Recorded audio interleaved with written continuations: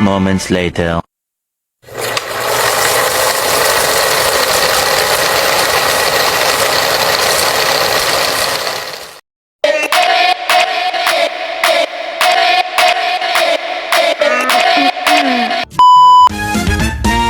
Assalamualaikum warahmatullahi wabarakatuh.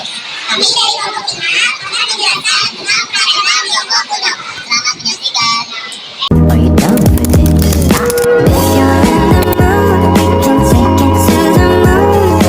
Just like a movie scene, table for two. No need to be fair, I want you to stay. Peradaban Tiongkok kuno adalah salah satu peradaban tertua dan paling kontinu di dunia. Tiongkok merupakan salah satu wilayah di Asia yang memiliki sejarah peradaban yang panjang. Cina memiliki wilayah yang mana sebagian besar wilayahnya terdiri dari pegunungan. Di lembah Sungai Huanghe inilah lahir sebuah peradaban Tiongkok kuno.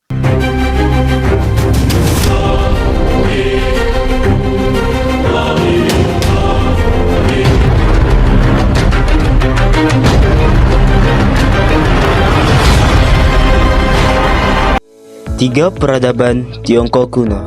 1. Tembok besar Tiongkok.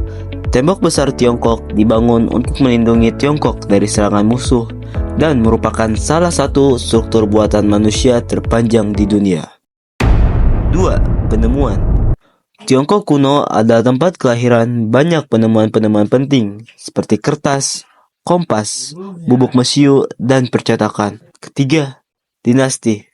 Peradaban Tiongkok kuno dipimpin oleh berbagai dinasti yang bertahan selama ribuan tahun. Tiga periode utama sejarah Tiongkok dengan tiga dinasti penting yaitu dinasti Shang, dinasti Qin, dan dinasti Han.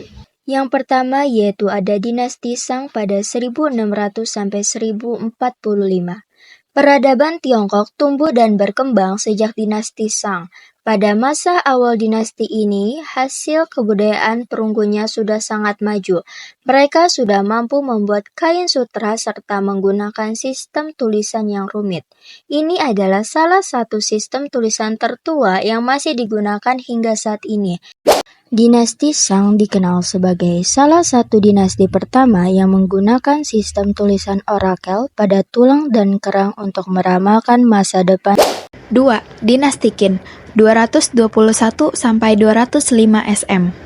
Pemerintahan Qin Shi Huang selalu menghadapi ancaman dari luar. Dalam rangka mempertahankan wilayahnya dari serbuan bangsa-bangsa yang datang dari wilayah utara, Kaisar Qin Shi Huang memerintahkan membangun tembok besar, Great Wall, Tiongkok sebagai benteng pertahanan. Tembok yang masih dapat kita saksikan sampai saat ini. Dinasti ini tidak bertahan lama, hanya berlangsung selama 37 tahun. Meski berumur pendek, dinasti Qin meletakkan dasar-dasar kekaisaran yang kemudian akan diteruskan selama 2000 tahun oleh dinasti-dinasti setelahnya. Qin Shi Huang sangat dibenci oleh semua orang karena memerintah dengan tangan besi. Ia menyingkirkan semua orang yang tidak sepaham dengannya. Dialah salah satu tokoh di balik berdirinya tembok besar Cina. Sifat tangan besinya ini juga tampak dalam kerja paksa dalam membangun tembok besar Cina. Yang ketiga dinasti Han 206 SM sampai 220 M. Pada masa pemerintahan Kaisar Han Wu di Tiongkok berkembang dengan pesat dan mengalami zaman kemasan. Selain itu, pada masa dinasti Han ajaran Konfusius dan Taoisme berkembang pesat. Kebijakan yang dibuat oleh Kaisar Xin Huang dilanjutkan pada masa dinasti Han berkuasa. Wilayah Tiongkok semakin bertambah luas. Kekuasaannya meluas sampai ke daerah-daerah yang sekarang disebut dengan Korea, Vietnam, dan Asia Tengah. Masyarakat Cina menganggap bahwa masa pemerintahan dinasti Han merupakan zaman keemasan, kesatuan, dan damai.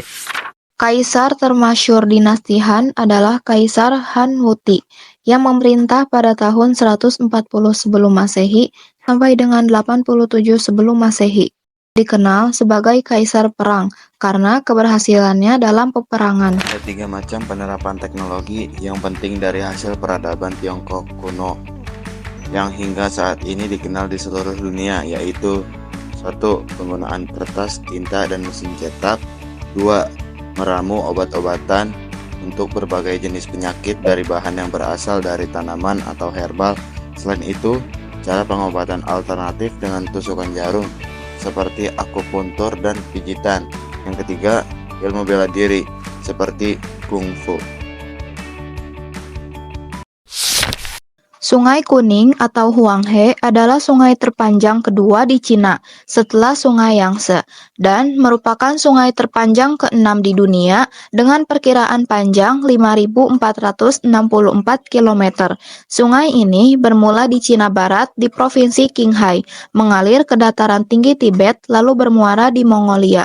Disebut Sungai Kuning karena airnya membawa lumpur yang memberi warna kuning kecoklatan. Sungai Kuning berperan sebagai sumber air yang penting di wilayah barat laut dan Cina Utara.